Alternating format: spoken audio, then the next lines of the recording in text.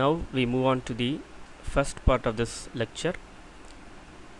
Before we look into the nomenclature of coordination compounds, I want you to refresh you about the basic things in coordination compounds.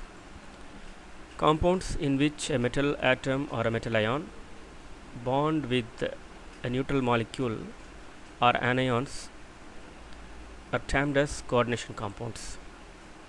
The neutral molecules or anions are also known as ligands. In this picture you see cobalt, the central metal atom, is bonded with two different types of molecules, ammonia molecule and chlorine atoms. Ammonia is a neutral molecule while chlorine is a negative charged atom, is called as anion. So both ammonia and chlorine attached with the central metal atom are known as ligands.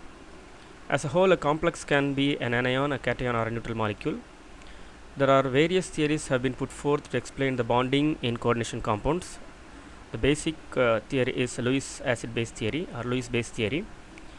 In this theory, ligands are considered as Lewis bases because it donates electron to the metal atom, and the metal atoms are considered as Lewis acids as it accepts electron from the ligand.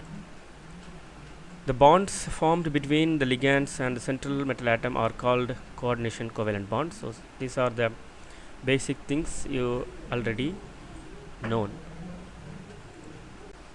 So how we are going to name a coordination compound? There are some set of rules which are framed by IUPAC during the year 1976. So based on the rules we are going to name the coordination compounds. The important thing is you have to learn the rules thoroughly. The next thing is you have to practice it well. That means you have to apply the concepts you have studied and try to solve more examples so that you can master in naming a coordination compound. Practice makes a man perfect. Now we are going to see the rules one by one. Here we are going to see how to write the name of a coordination compound. Suppose if you are given the formula of a compound, how to write the name of a compound, that's what we are going in this slide. Rule 1. According to this rule, the name of neutral coordination complexes are given without spaces. Suppose if coordination compounds are ionic, then the cation is named first and it is separated by a space from the anion. So from this rule it is clear that coordination compounds may be a neutral compound or an ionic compound. So here is our first example, NaPtCl3NH3, and it is clearly seen here it is an ionic compound because sodium Na, it is present here as a cation part and the compound is named as sodium, that is the cation. Then we have to leave a space, then write the other part of the complex, amine trichloroplatinate 2. So in this case sodium or cation is named first, which is separated by a space, then the complex part is written. Now we move on to the second example, PtNH3 4 times. So it is a neutral complex because there is no atoms present before or after the square brackets. So the name should be written without any space. Here is the name, tetramine platinum 2.